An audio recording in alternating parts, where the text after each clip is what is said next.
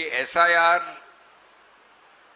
का मूल मुद्दा आकार का नहीं है, प्रोसीजर का नहीं है, वो है सार का।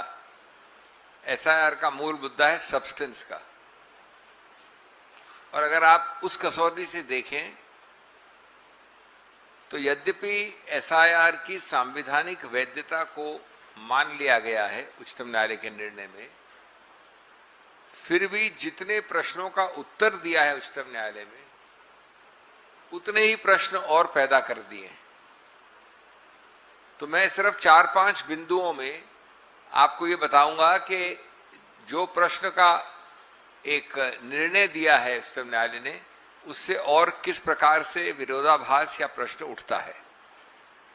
जैसा मैंने शुरू में कहा कि ये निश्चित रूप से है कि एसआईआर की संवैधानिक वैधता, कानूनी वैधता को मान लिया गया है और इस मुद्दे के आधार पर निश्चित रूप से एक मुद्दा निर्णित हो गया है। लेकिन 3-4 चीजें हैं जो मैं आपको कहना चाहता हूं। पहला तो है, और मैं बहुत संक्षेप में कुछ ही पैरास की बात करूंगा, आप लोग देख सकते हैं निर्णय आ गया है अब, इसलिए थोड़ा विलंब हुआ प्रेस कॉन्फ्रेंस में। एक तो हुआ नागरिकता का मुद्दा, कई पैरास में है, विशेष रूप से पैरा 171 में है। अब रोचक बात क्या है, प्रश्न जो उत्तर देते हैं, निर्णित करते हैं, उससे और प्रश्न कैसे उठते हैं, विरोधाभास क्या है। 171 में लिखा है बड़ा स्पष्ट कि अंतिम निर्णायक संस्था नागरिकता के विषय में चुनाव आयोग नहीं है। नागरिकता निर्णायक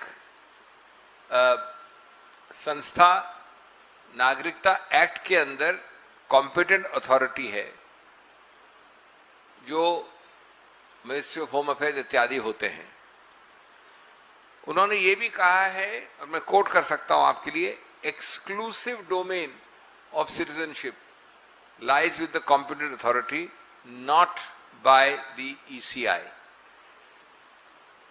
और चुनाव आयोग सिर्फ प्रशासनिक रूप से इस मुद्दे को डील कर सकता है। तो ये एक तरफ तो सही बात है, लेकिन इसका विरोधाभास देखिए, बड़ा रोचक है। चुनाव आयोग नागरिकता निर्णित नहीं कर सकता है अंततोगत्वा, और यह भी लिखा है कि जहां नागरिकता का प्रश्न उठता है तो उसको, यानी चुनाव आयोग को, उसको रेफर करना होगा कॉम्पिटेंट अथॉरिटी को, जो मिनिस्ट्री ऑफ होम अफेयर्स है, और उनका निर्णय बाध्य और फाइनल होगा।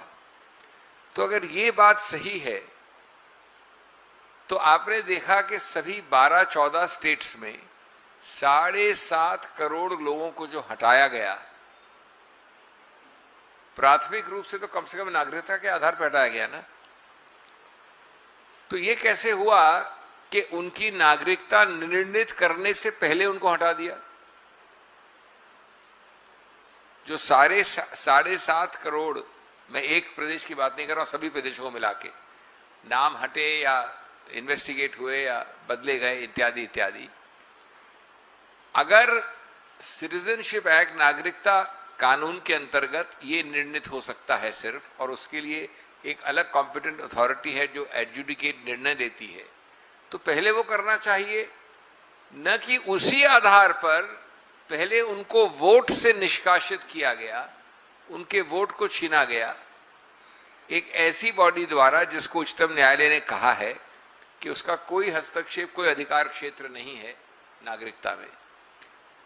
मुझे थोड़ा दुख है कि ये विरोधाभास खुद जिसको नोट किया है उच्चतम न्यायालय ने, लेकिन पूरा महत्व नहीं दिया।